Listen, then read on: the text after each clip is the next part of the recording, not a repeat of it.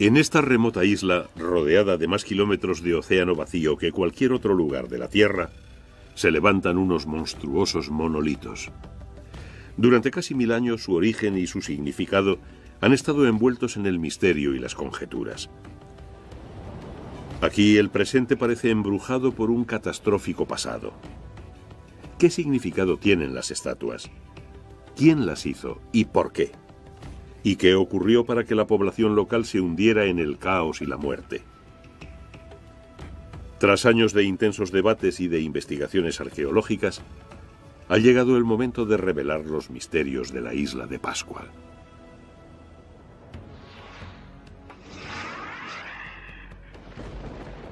Los misterios de la isla de Pascua.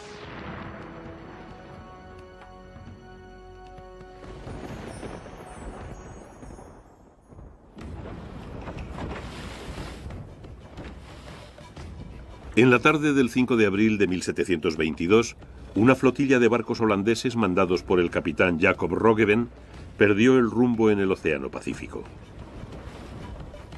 En medio de las sacudidas del tempestuoso mar, el vigía divisó una islita totalmente aislada en la vasta extensión del océano. Los mapas de Roggeveen no indicaban nada. Roggeveen se quedó pasmado al contemplar los grupos de gigantescos monolitos levantados junto a la orilla. También encontró a unos nativos ansiosos por acoger a sus barcos y a sus tripulaciones. Habían topado con un lugar cuyos profundos misterios y cuya original cultura fascinarían al mundo entero. Dado que estaban en la tarde del 5 de abril, Roggeveen le dio el apropiado nombre de Paach Eiland, o Isla de Pascua.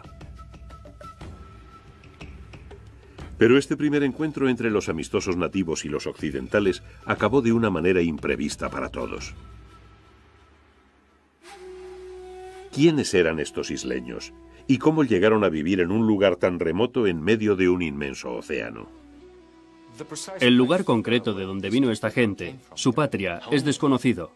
Probablemente nunca lo sabremos. Las primeras teorías especularon con la posibilidad de que los habitantes originales vinieran del este, arrastrados por las corrientes desde algún lugar de Sudamérica.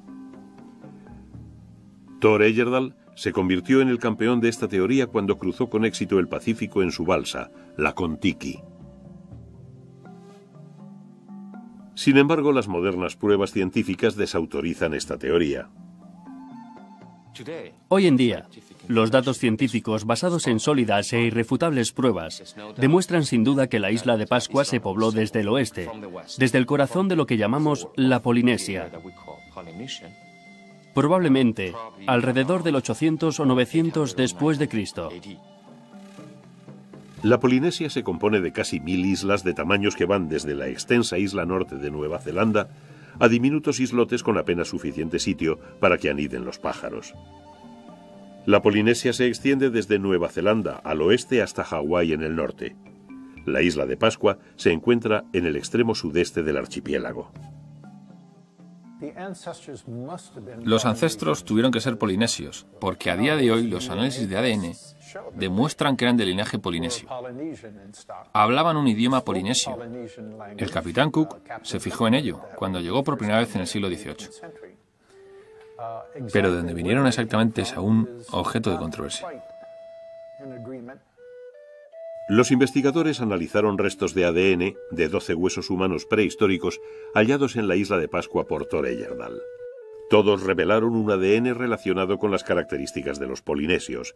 Esto vincula a la isla de Pascua con la Polinesia, no con Sudamérica. Desde luego, la cuestión de la navegación es una de las más fascinantes de esta historia. Debemos tener en cuenta que la superficie del Océano Pacífico cubre prácticamente un tercio de la Tierra. Las distancias, las extensiones son enormes. Esa gente que vino de las islas del sureste asiático y desde allí conquistaron el Pacífico, el último lugar conquistado por seres humanos. Llevaron a cabo una de las migraciones más complejas e increíbles de la historia de la humanidad. Los polinesios eran grandes navegantes.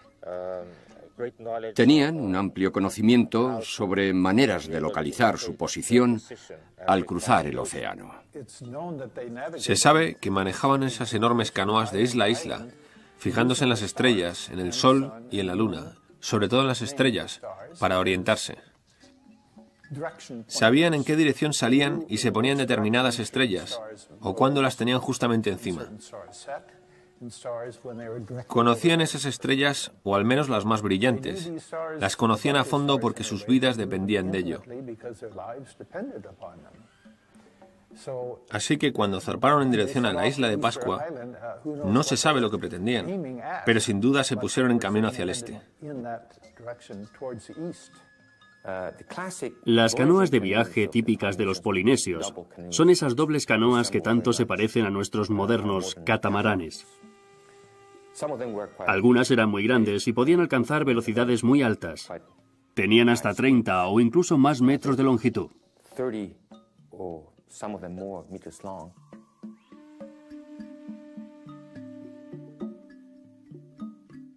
Eran canoas dobles con una plataforma en medio y una casa en la plataforma. Así que vinieron con su comida, con sus plantas y con los animales que necesitaban. Trajeron todo lo que necesitaban para establecer una bonita colonia. Probablemente también trajeron toda su tecnología básica y su cultura. De hecho, estaban trasplantando su cultura a un nuevo entorno, a nuevas islas, a nuevos territorios. La mayor parte de la historia conocida de la isla de Pascua se basa en leyendas y mitos transmitidos por la tradición oral. El tema de la colonización de la isla no es una excepción. Las tradiciones orales hablan de un sacerdote que tuvo un sueño y su espíritu se puso a buscar la nueva tierra que necesitaba su pueblo. Así llegó a Rapa Nui y al darse una vuelta con su espíritu alrededor de la isla, se dio cuenta de que era justo lo que su rey necesitaba.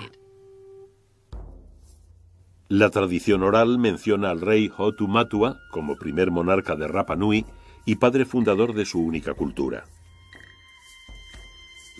La leyenda dice que al tener problemas Hotu Matua en su propia tierra, huyó con sus mesnadas y en 29 días descubrieron y colonizaron la isla de Pascua. Los primeros colonizadores de Rapa Nui encontraron una isla muy diferente a como es hoy. Disponía de todos los recursos naturales precisos para constituir un atractivo hogar para esos emigrantes marinos. Me imagino que debía de ser una isla muy verde, muy boscosa. En un principio en la isla había un bosque de palmeras. También tenía árboles de madera dura, sobre todo en el monte Tarabaka. Se sabe que en la península de Poiki había un enorme bosque de palmeras gigantes, una variedad ya extinguida. Era la isla más rica en pájaros de todo el mundo. Había pájaros tropicales, pájaros fragata y pájaros bobos. Tuvo que ser un lugar fabuloso, el paraíso total sobre la tierra. En este oasis del vasto Pacífico se desarrolló una cultura que pronto quedó aislada. No solo por las grandes distancias que los separaban de las islas vecinas, sino también por sus propias creencias. Crearon un mito que mantendría al pueblo apegado a Rapa Nui. Inventaron una leyenda según la cual la isla estaba rodeada por otras muchas islas. Entonces apareció un gigante con una maza enorme y fue hundiendo todas las otras islas. Y cuando puso la maza en ese volcán, la maza se rompió y por eso la isla no se hundió. Así que pensaban que no quedaba ninguna otra isla en todo el mundo y que eran los últimos supervivientes de un mundo del pasado.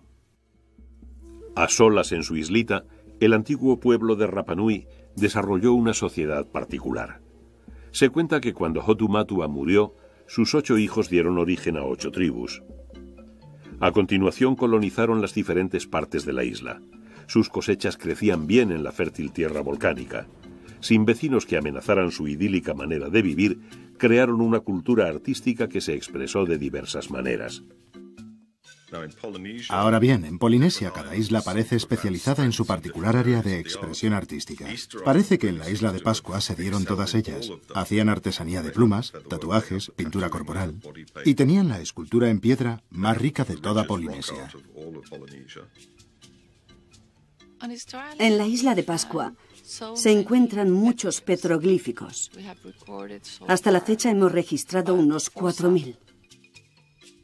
Los petroglíficos de la isla de Pascua son, creo yo, los más extraordinarios de toda la Polinesia. De hecho, no tienen igual. Están maravillosamente grabados. Los dibujos son absolutamente únicos. Estos petroglíficos de la isla de Pascua salen en realidad de la mente, de la imaginación y del espíritu.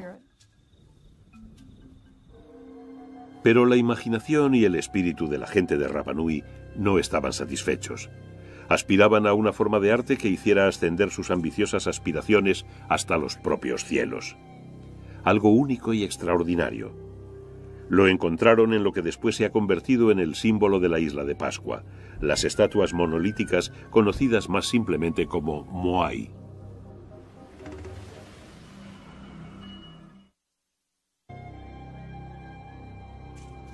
Cuando la gente piensa en la isla de Pascua, inmediatamente surgen en la mente estas misteriosas estatuas de piedra, los Moai.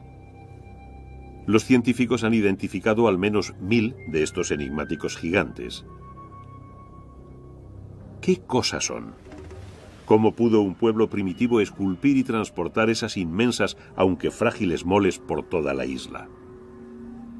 Para comprender de verdad el significado de los Moai, debemos comenzar por el concepto polinesio de mana. Mana es un poder espiritual. Puedes heredarlo de tu familia y puedes adquirirlo por tu propia capacidad. Por ejemplo, un artista del tatuaje que realiza un magnífico trabajo puede adquirir mana mediante la belleza de su trabajo. Un jefe tiene mana sobre la base de quienes fueron sus antepasados. De modo que el mana se ha llegado a comparar con una electricidad espiritual, algo que te recorre cuando te enchufas al otro mundo. Mana era el poder definitivo y definidor de la isla de Pascua.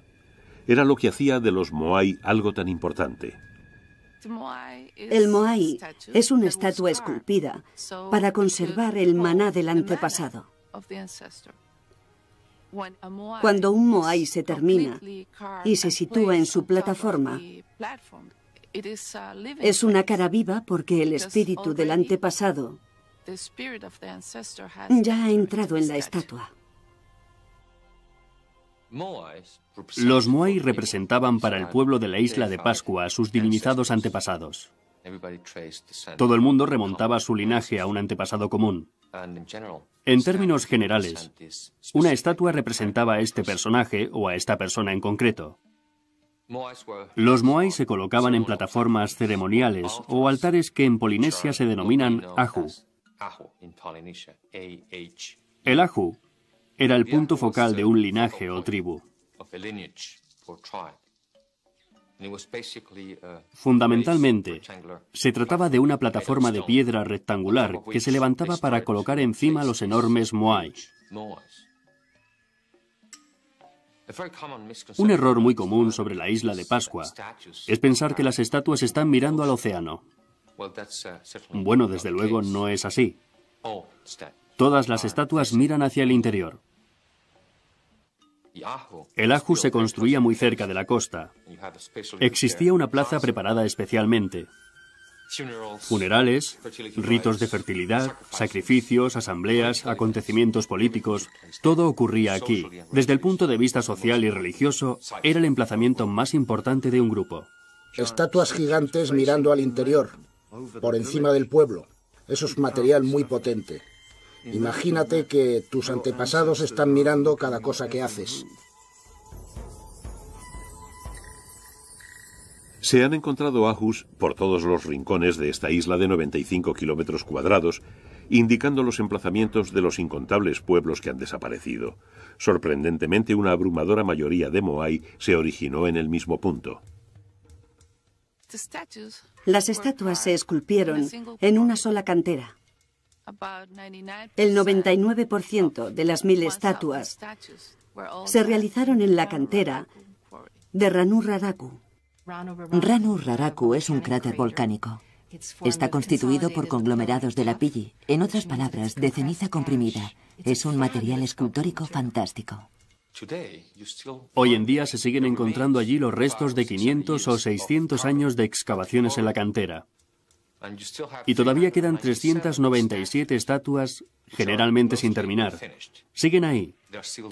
Muchas de ellas siguen pegadas a la montaña, o son simples bloques que empezaron y nunca terminaron. Basándose en hallazgos arqueológicos, se ha podido desvelar otro secreto del pasado: el extraordinario sistema que empleaba este pueblo primitivo para esculpir las estatuas gigantes. Los moai se esculpían con herramientas de piedra, como esta, hecha de basalto. Algunas de las herramientas eran de este tamaño, otras más grandes y otras pocas más pequeñas. Esta tiene un tamaño intermedio. Lo realmente interesante del proceso de esculpido es que la estatua se esculpía casi por completo en la cantera. Solo dejaban una característica por completar en la plataforma ceremonial. Cuando la estatua llegaba al Ahu, le hacían las cuencas de los ojos. En ese momento, el espíritu del antepasado entraba en la estatua y transformaba esto, que no era más que una escultura, en un rostro vivo denominado Aringa Arua, lo que significa el rostro vivo del antepasado. Parece que las tribus de la isla compartían la solitaria cantera de Ranu Raraku a la hora de esculpir sus moai para el ahu de su pueblo. Los moai eran esculpidos por equipos de personas. No creemos que fueran más de 15 cada vez, y esculpían dirigidos por un maestro de obra. Sabemos que lo hacían los hombres, sabemos que eran elegidos cuidadosamente y sabemos que recibían mucho prestigio por ello. Debían de pertenecer a un estrato muy privilegiado de la sociedad, pues naturalmente estaban exentos de toda actividad de producción de alimentos. El resto del pueblo se dedicaría a reunir alimentos para llevárselos a los escultores, porque estos estarían demasiado ocupados creando esas obras de arte. No podrían ir a pescar o lo que fuera. Era una posición de mucha categoría. Los moai se esculpieron con el mismo método durante siglos, pero la forma de las estatuas no permaneció igual. Los arqueólogos han demostrado que a lo largo de los siglos fueron cambiando, haciéndose más grandes. No hemos hallado el eslabón perdido de los moai. No hemos hallado la estatua original que sirvió de inspiración, digamos, para el diseño de las estatuas. Pero de lo que sí estamos seguros, al cabo de los años, es de que las estatuas empezaron siendo pequeñas y más bien redondeadas, realistas y humanoides. Luego evolucionaron con el tiempo y se hicieron más alargadas y más altas. Creo que se hacían por encargo. Por ejemplo, si un jefe construía un ahu, deseaba poner una estatua en el ahu. Si mis estatuas son más gordas que las tuyas, eso quiere decir que yo soy más importante que tú. Cuanto más grande fuera la estatua, más mana, más poder tendría. Fueron creciendo y creciendo, porque de cierta forma se convirtió en una carrera de vanidades. En definitiva, era una cuestión de supremacía. El mayor moai que llegó a esculpirse nunca salió de la cantera. El llamado El Gigante tenía 25 metros de alto y probablemente pesaba más de 165 toneladas. Los especialistas dudan mucho de que semejante objeto gigantesco pudiera moverse. Sin embargo, cientos de moai fueron trasladados a los ahus de las tribus. Pero ¿cómo pudieron transportar tales objetos a tales distancias por la isla? Pudieron mover algunas, desde luego unas cuantas por el mar. Parece una posibilidad bastante obvia. No creo que las llevaran flotando. Denme un respiro. Eso elimina el peso del objeto que mueves y la mayoría de las plataformas están por la costa.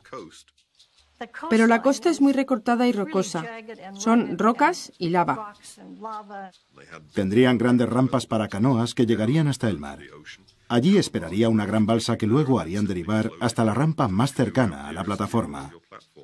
A mí me parece que sería muchísimo más complicado, sobre todo sin disponer de mucha madera. ¿Cómo ibas a conseguir que flotaran? Ni hablar, no me lo creo. Según la leyenda o el cuento, las estatuas fueron transportadas por un poder sobrenatural, por el mana, y que de hecho caminaban por la noche hacia su emplazamiento definitivo en la costa. Otro autor afirmaba que las estatuas se esculpieron alrededor de la cantera y que cuando el volcán hizo erupción fueron lanzadas por toda la isla y aterrizaron en Suahu. Pero es que a la gente le gusta creer en cosas irracionales. La investigación científica ha revelado métodos más prácticos, aunque menos fantásticos, con los que los antiguos isleños pudieron mover estas inmensas estatuas. Probablemente usarían madera de algún tipo en forma de rodillos o de patines. No olvidemos que no disponían de animales de tiro ni de ruedas. Tuvo que ser una labor humana al 100%, tirando, empujando o haciendo rodar. Una idea mejor que se ha sugerido es el empleo de una alfombra, una especie de alfombra verde, de materiales vegetales, que al ser aplastada generaba un jugo que actuaba de lubricante. En todo caso, hay una cosa segura, más allá de toda duda. Habían construido carreteras para trasladar las estatuas. Las estatuas se movían por carreteras diseñadas con características especiales. Se habían hecho aplanando las cuestas para poder avanzar lo más posible por terreno llano. La mayoría de los expertos está de acuerdo en que los moai se transportaban hasta Suahu, bien sujetos a un trineo de madera por estas carreteras especiales. Aún más penoso era el esfuerzo requerido para ponerlos en posición vertical.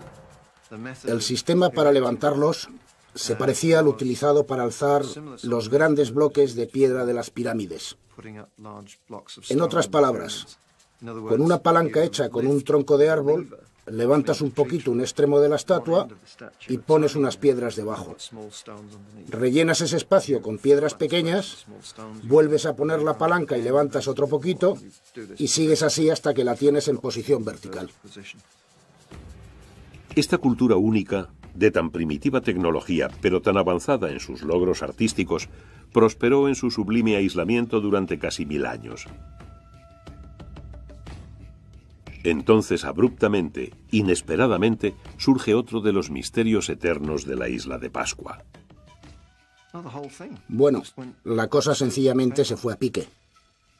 Ocurrió algo malo, algo decididamente horrible.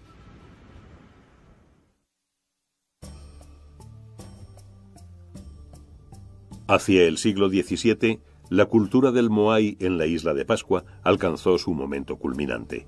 El gigantesco ahu de Tongariki es su último monumento. El ahu Tongariki es el mayor monumento ceremonial que jamás se haya construido en tiempos prehistóricos. Es con mucho el mayor monumento ceremonial del Pacífico. Se colocaron encima de este monumento 15 estatuas monolíticas, el mayor número conocido. Por lo que sabemos, debía de haber una cierta rivalidad amistosa entre todos estos pueblos y seguramente se ayudarían mutuamente para construir estas plataformas y transportar las estatuas y demás. Es bastante insólito en Polinesia encontrarse con lo que parece un siglo de paz y armonía, de acuerdo con lo que nos dice la arqueología. 1000 años de paz y armonía antes de que las cosas empezaran a degradarse. Desde luego, el barniz de la próspera sociedad de Rapa Nui empezaba a agrietarse. La pequeña isla empezaba a tener exceso de población debido a su propia prosperidad. Está claro que la población debió crecer de manera regular, quizá rápidamente durante los primeros siglos. Quizá incluso se multiplicaba por 2 a cada generación, y en determinado momento entraron en crisis y descendió. A este desastre en ciernes se añadía la explotación del frágil ecosistema de la isla por su creciente población. En general tenemos una visión muy romántica de la Polinesia, del noble salvaje viviendo en armonía con la naturaleza. Pues es una falacia. Los polinesios, como todos los demás grupos humanos, eran geniales a la hora de adaptarse y sobrevivir en un nuevo territorio. Pero alteraban profundamente ese territorio y las consecuencias eran desastrosas. En general, mucha gente piensa que el ejemplo extremo de ello fue la isla de Pascua. Lo que ocurrió fue que necesitaban madera prácticamente para todo, hasta para cocinar. Necesitaban despejar la tierra para plantar. Así que lo que ocurrió fue que se les acabó la madera. Los bosques desaparecieron por completo. Existen pruebas arqueológicas de que empezaron a utilizar exclusivamente hierba para encender los fuegos domésticos. Tuvieron que ponerse a quemar hierba para cocinar, porque ya no les quedaba leña. Es lo típico.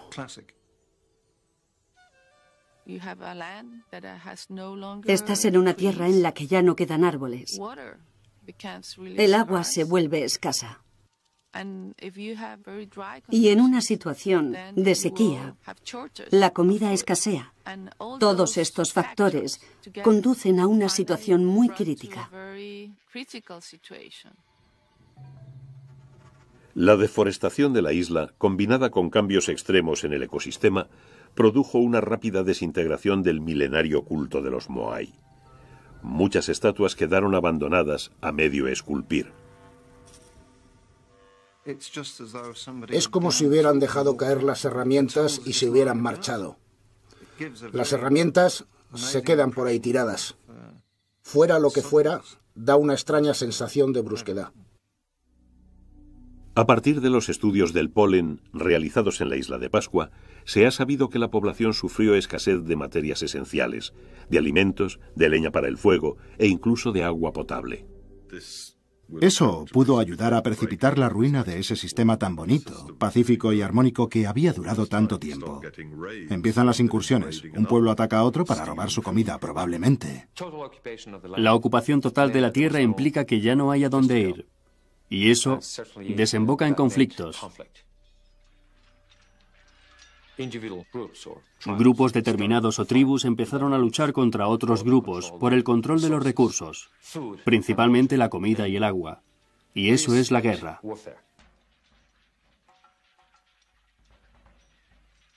Las investigaciones arqueológicas y osteológicas, es decir, de los huesos humanos, muestran que hubo una considerable actividad de guerrilla.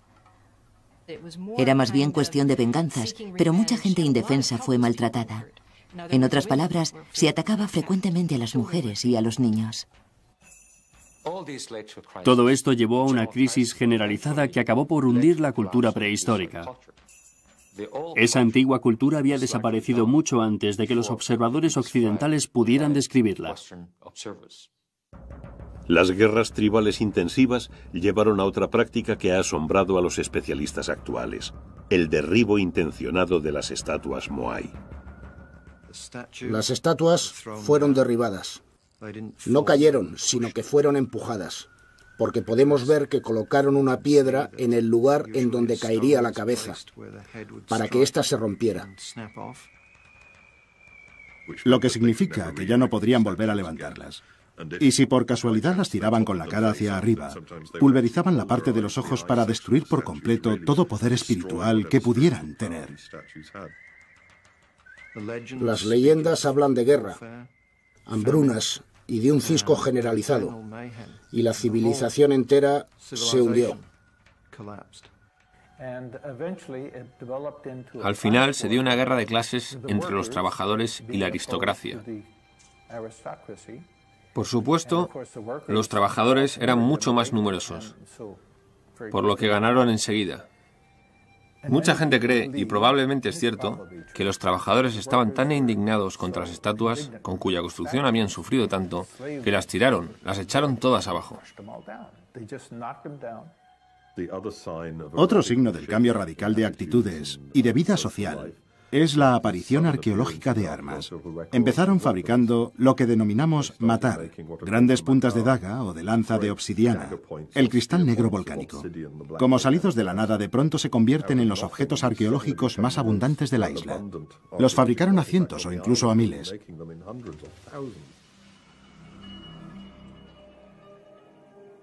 Al extenderse el conflicto, los campos quedaron yermos y desatendidos.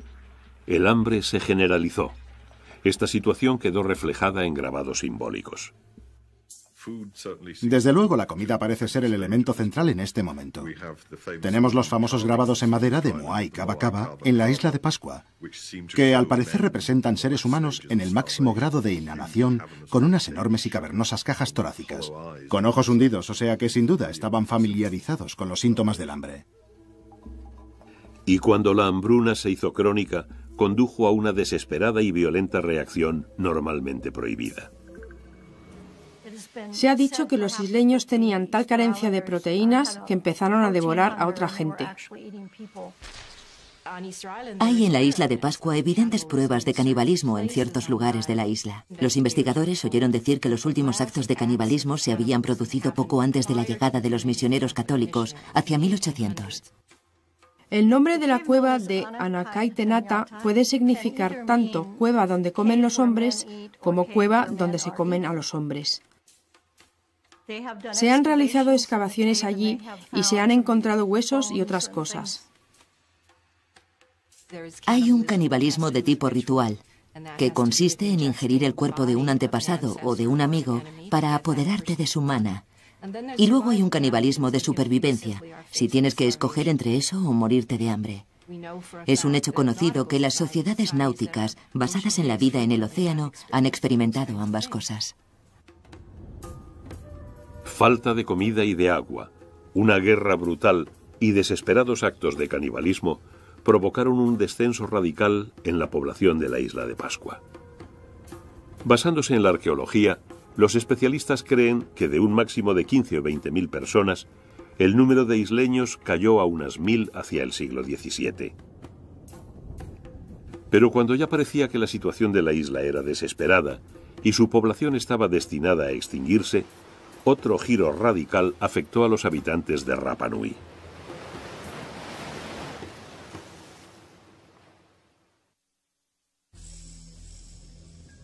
Hacia 1600, casi 1000 años de estabilidad y prosperidad en Rapa Nui yacían en ruinas. Las incursiones de guerreros habían arrasado numerosos pueblos. La gente tuvo que sobrevivir en refugios improvisados. Algunos de los Moai derribados, en otros tiempos venerados tótems tribales, fueron transformados en rudimentarios refugios. Realmente habitaron en estas cuevas, las defendieron y se ocultaron en ellas.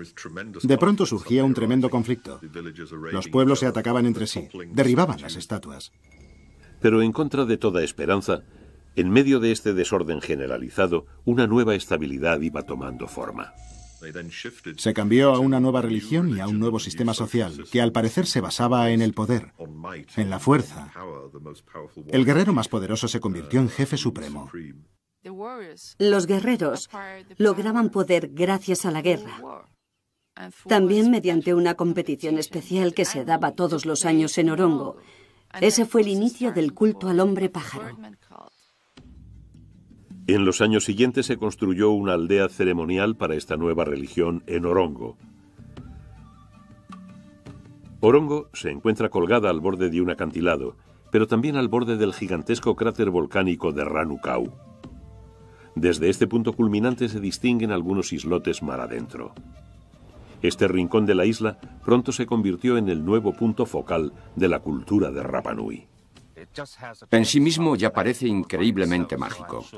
Estoy seguro de que esta fue una de las razones por las que fue elegido para estas ceremonias. La competición por el hombre pájaro era una competición muy extraña. No conozco nada parecido en todo el Pacífico. La gente se reunía al pie del Ranu Kau en agosto y principios de septiembre. Esperaban a las aves migratorias que llegaban a la isla de Pascua. Fundamentalmente golondrinas negras, que llegaban en grandes cantidades, tanto que los isleños recuerdan que el cielo se volvía negro y se podían oír los chillidos de las aves por toda la isla. En cuanto llegaban los pájaros, entonces saltaban los nadadores. Tenían que lanzarse desde este acantilado de casi 300 metros de altitud y tenían que recorrer 1 milla nadando, algo muy peligroso, no solo por las corrientes, sino por los tiburones. Los participantes tenían que alcanzar el islote de Motonui, en donde anidaban las golondrinas. La competición no consistía en llegar antes a la isla, sino en encontrar el primer huevo, y en ese momento aún no lo sabían. Allí pasaban varias semanas, o incluso un par de meses en cuevas preparadas para la ocasión, y adornadas con los símbolos e imágenes de la nueva religión. Se levantaban al amanecer y se pasaban el día buscando. Luego, el que encontrara el primer huevo de golondrina negra se lo guardaba en una cestita que llevaba en la cabeza o alrededor del cuello. En esto no hay unanimidad. Y volvía nadando para escalar el acantilado de 300 metros. Es bastante curioso estar en Orongo mirando hacia allá y preguntarse cómo y por qué hacían esto. De hecho, el porqué está bastante claro. Por el poder. El ganador de la competición del hombre pájaro se convertía en gobernante de Rapa Nui durante un año. El hombre pájaro era el intermediario entre el mundo de los espíritus y el mundo de los vivos. Tenía que pasar un año aislado en un lugar oscuro porque no se suponía que viviese en este mundo. Con la religión del hombre pájaro ya no se hicieron estatuas, ya solo estaba el hombre pájaro, de modo que las estatuas fueron reemplazadas por el hombre pájaro. En este caso, lo que hacen es literalmente compartir el poder y concederle parte de él al hombre pájaro, al permitir que el pueblo compita por una parte del poder. Institucionalizar la competición fue una brillante idea para controlarla. Se encuentran alrededor de 300 representaciones del hombre pájaro en Orongo. Quizá cada una de ellas represente al ganador concreto de cada año. En realidad no lo sabemos, pero es muy tentador pensar así. Al canalizar las crecientes luchas tribales en esta competición incruenta, los isleños de Rapa Nui evitaron la autoextinción.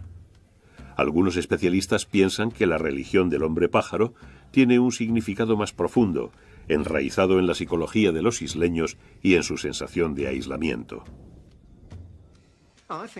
Creo que la religión del hombre pájaro está relacionada con la notable capacidad de los pájaros para marcharse y volver, cosa que atraía a los isleños, pero que no podían conseguir. Nos habla del aislamiento. Solo los espíritus, solo la gente con poderes mágicos podía marcharse. La gente normal estaba atrapada. No obstante, hacia 1700, la religión del hombre pájaro había detenido la anarquía militar en la que se había sumido la isla más de un siglo antes. Las tribus emprendieron la abrumadora tarea de reconstruir sus arrasados pueblos prácticamente sin madera y de replantar cosechas en sus erosionadas tierras tribales. La vida en Rapa Nui retomó el sendero de la normalidad. Hasta ese fatal día de 1722 que alteró dramáticamente la historia de la isla de Pascua. El capitán Jacob Roggeveen desembarcó a última hora de la tarde del 5 de abril de 1722. La llegada de esos 3 navíos de largos mástiles debió de impresionar profundamente a los isleños. Las tradiciones de Rapa Nui afirmaban que ellos eran los únicos seres humanos del mundo. Debieron de sufrir un tremendo impacto al saber que existía otra gente en el universo tan diferente a ellos, con toda esa tecnología. Por desgracia, este primer encuentro entre los nativos de Rapa Nui y el hombre occidental fue toda una premonición de los acontecimientos que iban a sucederse en los siguientes 200 años.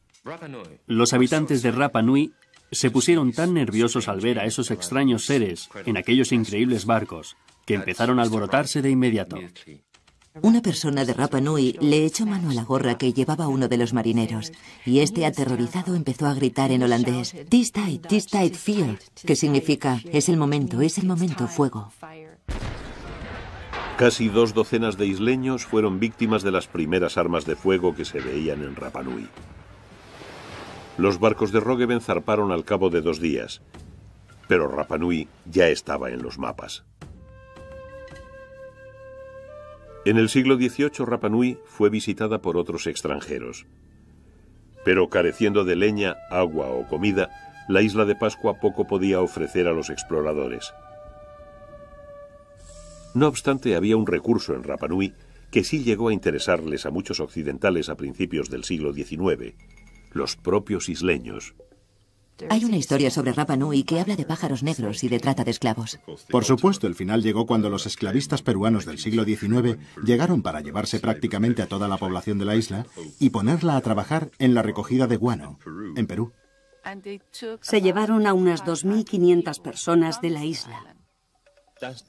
En aquellos tiempos, los isleños eran muy amistosos, por lo que en cuanto aparecieron los primeros barcos, todos subieron a bordo y los jefes más importantes fueron los que trataron de intercambiar bienes y productos.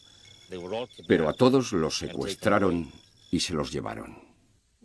Es una horrible y tristísima historia de explotación y de comportamiento salvaje por parte del mundo occidental respecto a Rapa Nui.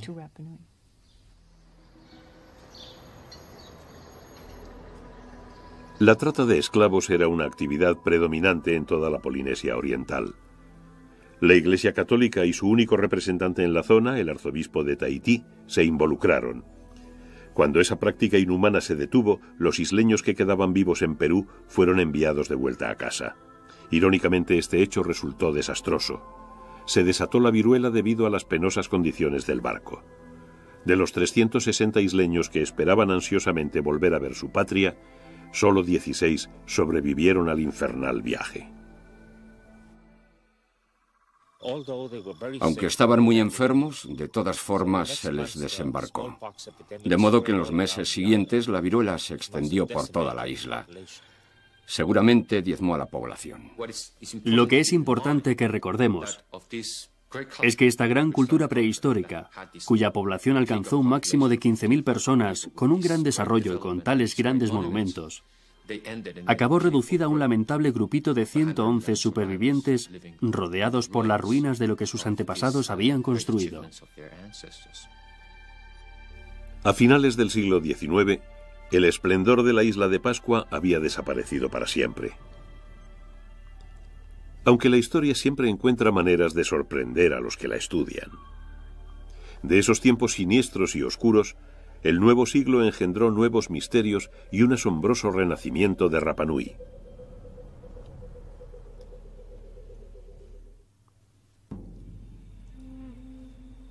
A principios del siglo XX, Rapa Nui era la sombra de lo que había sido. Quedaban vivos menos de 200 isleños. Pero no estaban solos. Justo a finales de siglo habían llegado a Rapa Nui los misioneros cristianos. Estos descubrieron una de las tradiciones más notables de Rapa Nui. En las cabañas de los isleños descubrieron viejas planchas de madera con series y series de inscripciones jeroglíficas. Aquello con lo que tropezaron por casualidad resultó ser el antiguo lenguaje escrito de toda la Polinesia. Esas asombrosas tabletas llegaron a ser conocidas simplemente como Rongo Rongo. Las inscripciones Rongo Rongo, como se las llama, son únicas en Polinesia. Constituyeron un gran misterio durante mucho tiempo y se sigue discutiendo hasta cuándo se remontan. Lo curioso de las Rongo Rongo es que se grabaron muy delicadamente, en leños, algunos de los cuales habían sido aislados, pero otros eran leños redondos, tal y como salen del árbol. El único original que he llegado a ver es el del Museo de Santiago de Chile, que es uno de los más bonitos. Es una rama de árbol normal y corriente, pero la inscripción es extraordinaria en muchos sentidos. Entre los símbolos se distinguen muchas figuras humanoides. Pueden verse de cara o de perfil. Están puestos en fila, de modo que los lees en una dirección, y entonces le das la vuelta a la tabla y los lees en la otra dirección. Es como cuando osear un campo con un buey. Desde que se descubrieron las tablas, muchas personas han afirmado que habían descubierto los secretos del Rongo Rongo. Sin embargo, hoy en día los especialistas siguen discutiendo sobre su interpretación y su significado. El fenómeno del Rongo Rongo es, en mi opinión, un simple mecanismo mnemotécnico, una manera de recordar información importante mediante ideogramas. Creo que representan cantos creacionales del tipo "este engendró a este", una especie de cantar genealógico. Se utilizaban para conservar los nombres de las víctimas que se sacrificaban en los altares. Mostraban también genealogías y eran cantos creacionales. Las tablas de Rongo Rongo han resistido obstinadamente a todos los intentos de descifrarlas de manera concluyente. No disponemos de una piedra de Rosetta, y no queda nadie vivo desde hace al menos 150 años que pueda descifrarlas. Todo lo que se puede decir es que florecieron en la isla en el siglo XIX, seguramente a mediados del siglo XIX. Antes de eso, solo caben conjeturas en cuanto a su origen. En el siglo XXI, la isla de Pascua pertenece a Chile. Su población ronda las 1.500 personas y todas viven en el poblado de Hangaroa. Los isleños se mantienen gracias al turismo estacional. Pero los espíritus del pasado, de la antigua civilización de Rapa Nui, parecen muy próximos. La gente sigue pensando que la isla vive con ellos. La mayoría sigue creyendo en el Aku, y después de tanto tiempo viviendo allí, no estoy segura de que no tengan razón. Es un concepto según el cual un espíritu habita en muchas cosas y en muchos sitios. La isla tiene algo muy especial y es muy difícil decir el qué. Me siento más viva y comprometida, fascinada, atraída y seducida por la atmósfera de la isla. En ese sentido es también un lugar muy espiritual.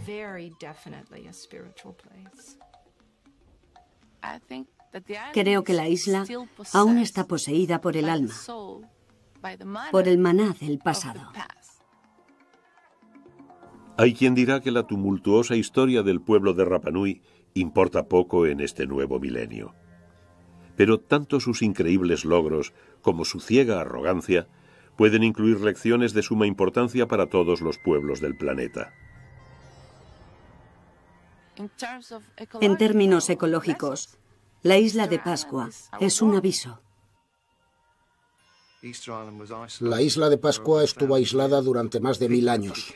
La gente llegó a creer que verdaderamente el resto del mundo se había hundido en el agua y que eran los únicos que quedaban. Y nosotros estamos aislados en el espacio y hasta la fecha no hemos encontrado a nadie ahí fuera. De modo que la isla de Pascua es una réplica de la Tierra. ¿Y qué hicieron sus habitantes? Construyeron una civilización asombrosa y destruyeron sus recursos.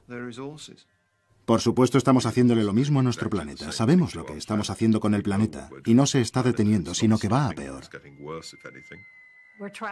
Estamos llenando el entorno de porquería. Es algo que da miedo porque está volviendo a suceder, solo que a una escala inimaginable. Lo que ocurrió allí podría fácilmente ocurrir en el mundo. En ese sentido, la isla de Pascua bien podría ser un ejemplo de lo que el futuro puede depararnos. Lo que Rapa Nui nos ha enseñado y puede enseñarnos, en tanto que individuos y en tanto que miembros de una cultura, es a sobrevivir, a tener paciencia y humildad frente a las grandes preguntas. Unas respuestas fáciles y nítidas a los grandes problemas ecológicos que darán forma a nuestro futuro pueden resultar esquivas, tan esquivas como los misterios de la isla de Pascua. Aún quedan muchos misterios en la isla de Pascua, y no creo que nunca seamos capaces de resolverlos. Espero que nunca conozcamos las respuestas a todos los misterios de la isla de Pascua. Siempre fue un lugar muy exótico, remoto y misterioso. Espero que nunca pierda todo esto. No creo que nunca vayamos a conocer con exactitud cómo se hizo todo o por qué se hizo. Es parte de su encanto. Quiero decir que tampoco queremos resolver todos sus misterios. Es bonito que todo eso siga allí, para que podamos especular con ello, pensar y soñar con ello.